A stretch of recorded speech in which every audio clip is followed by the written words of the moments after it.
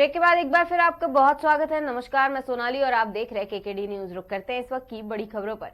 खबर बुलंदशहर से है, जहां ट्रैक्टर का टायर फटने से हादसा हो गया। वहीं ट्रैक्टर चालक की मौके पर ही मौत हो गई। स्थानीय लोगों ने पुलिस को सूचना दी। मौके पर पहुंची पुलिस ने ट्रैक्टर चालक का शव जिला अस्पताल स्थित मोर्चरी भिजवा दिया। पूरा मामला बुलंदशहर नगर कोतवाली क्षेत्र के रिलायंस पेट्रोल पंप का बताया जा रहा है।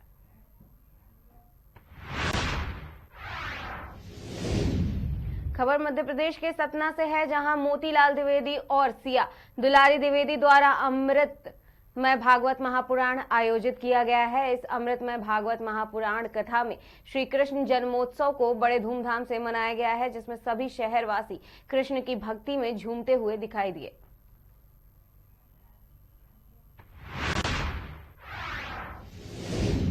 खबर बांदा से है, जहां विकास भवन सभागार में डीएम ने प्रेस कॉन्फ्रेंस कर जानकारी दी है। वहीं विद्युत उपभोक्ताओं के लिए एक मुश्त समाधान योजना का तोहफा दिया है। बता दें, उत्तर प्रदेश की सरकार ने बिजली उपभोक्ताओं को विलंबित भुगतान अधिभार सरचार्ज में छूट देने के लिए एक बार फिर से एक मुफ्त समाधान योजना लागू कर उपभोक्ताओं को बड़ा तोहफा दिया है। यह योजना 8 नवंबर से सभी चित्रकूट धाम मंडल बांदा के समस्त जनपदों में लागू हो गई है। योजना का प्रथम चरण 8 नवंबर से 30 नवंबर तक रहेगा।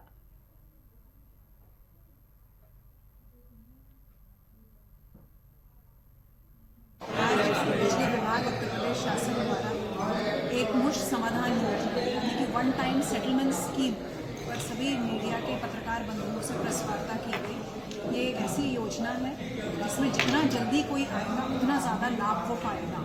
इसका पहला फेज़ वर्तमान में चल रहा है और वो 30 नवंबर तक है।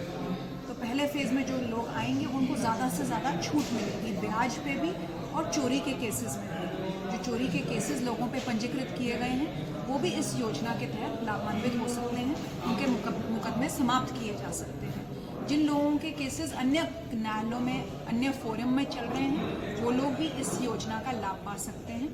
और जिन लोगों की आरसी कटी हुई है वो लोग भी इस योजना का लाभ पा सकते हैं। इसका वर्तमान प्रथम फेज चल रहा है जो कि 30 नवंबर तक है। द्वितीय फेज पहले दिसंबर से लेकर के 15 दिसंबर तक होगा और तृतीय फेज 16 दिसंबर से लेकर के 31 दिसंबर तक होगा। लेकिन याद रखें, जितना जल्दी आएंगे उतना ज़्यादा लाभ पाएंगे। तो बिजली विभाग से जुड़े सभी भी बकाया खत्म करने के लिए जल्दी से जल्दी बिजली विभाग से संपर्क करें। एक ओटीएस का नारा दिया गया था, पहले आओ पहले पाओ। सरकार द्वारा वो स्लोगन तैयार किया गया, उस पर कैसे जनता को लुभाना चाहता है? जैसा मैंने बताया कि जितना जल्दी कोई आएगा, जो पहले आएगा उसका पहले ही बिल भुगतान समाप्त कर दिया जाएगा। कुछ राशि उसको अमाउंट वन टाइम देनी होगी, जिसकी किश्तें भी बांटी जा सकती हैं और उसका जो रिमेनिंग बकाया है उससे उसको छूट मिल जाएगी। लगभग कितने की परसेंटेज की प्रॉफिट होगी? कुछ इसमें लगभग 50%, 10% ज़्यादा छूट मिलेगी। जो लोग पहले आएंगे उनको 10% ज़्यादा छूट मिलेगी। और मोटे मोटे तौर पे जितना आपका बिजली का बिल है उसमें आपको 50% देंगे, 50% के आसपास 100% घरेलू। बिजली विभाग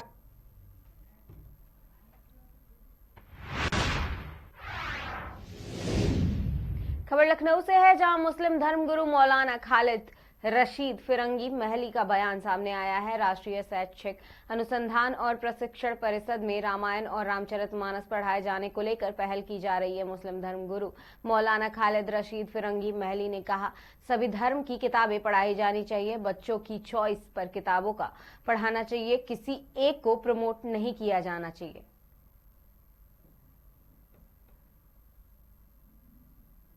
मजहब इस्लाम ने हमें इस बात का हुक्म दिया है कि हमें तमाम रिलीजन को, तमाम रिलीजियस पर्सनालिटीज़ को, तमाम रिलीजियस बुक्स को रिस्पेक्ट कर देनी है, उसका एहतराम करना है।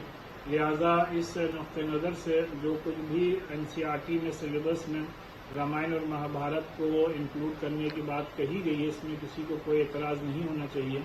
लेकिन उसी के साथ साथ दूसरे मज़ाहिब की जो मजहबी किताबें हैं, कुरान है, बाइबल है या और जो रिलीजियस बुक्स हैं, उनको भी शामिल किया जाना चाहिए।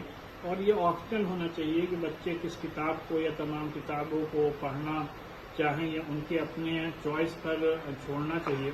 और उसी क्योंकि हमारा मुल्क एक सेकुलर मुल्क है, स्टेट का कोई रिलीजन नहीं होता है, तो किसी भी पर्टिकुलर रिलीजन को प्रमोट नहीं किया जा सकता, बल्कि सभी को, तमाम को बराबर से तमाम मजहबी किताबें पढ़ाई जानी चाहिए। मजहब इस्लाम ने हमें इस बात का हुक्म दिया है कि हमें तमाम रिलीजन को, तमाम रिलीजियस पर्सनालिटीज़ को, तमाम रिलीजियस बुक्स। खबर राजधानी लखनऊ से है, जहां जनेश्वर मिश्र पार्क के आसपास पुलिस द्वारा बाइकों की चेकिंग की गई है। वहीं गोमती नगर विस्तार पुलिस ने बड़ी कार्रवाई की है। गोमती नगर विस्तार पुलिस ने 3 स्पोर्ट्स बाइकों को सीज किया है। पुलिस ने चेकिंग लगातार स्टंट कर रहे बाइक सवारों को दबोचा है। गोमती नगर विस्तार एसएचओ सहित तमाम पुलिसकर्मी जनेश्वर मिश्र पार्क के सामने चेकिंग कर रहे हैं। स्टंटबाजों पर लगाम लगाने के लिए गोमती नगर विस्तार पुलिस ने बड़ी कार्रवाई की है। गोमती नगर विस्तार पुलिस के साथ बड़ी संख्या में आरआरएफ के जवान भी मौजूद रहे।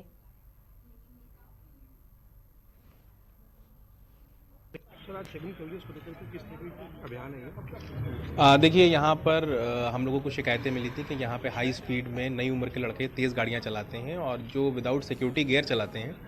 आज उसी को लेके बेसिकली हमने एक अभियान चला रखा है और वो सारी गाड़ियाँ चेक की जा रही हैं जहाँ पे हाई स्पीड में नई उम्र के लड़के तेज़ी से गाड़ी चला रहे हैं, जिससे रोड रैश की संभावना बढ़ जाती है, रोड एक्सीडेंट्स की संभावना बढ़ जाती है।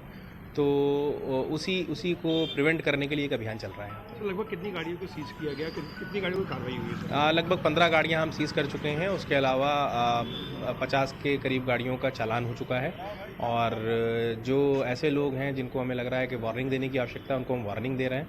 जहां पर हमें लग रहा है कि नहीं ये रूटीन ऑफेंडर्स हैं, तो वहां पर हम कार्रवाई कर रहे हैं। इनके पेरेंट्स से बात की जा रही है नई उम्र के लड़कों से और उनको भी समझाया जा रहा है कि बेसिकली वो बिना आवश्यक सिक्योरिटी गियर के और एक नॉर्मल स्पीड में ही गाड़ी चलाएं, जिसमें रोड एक्सीडेंट्स की और रोड रैश की संभावनाएं कम हो जाएं। कब तक ये अभियान चलेगा, कितने दिन का अभियान है कि कंटिन्यू चलेगा? ये अभियान रूटीन में चलेगा हमारा और हमारा प्रयास रहेगा कि डेली जोन में कहीं ना कहीं ये अभियान ज़रूर चले।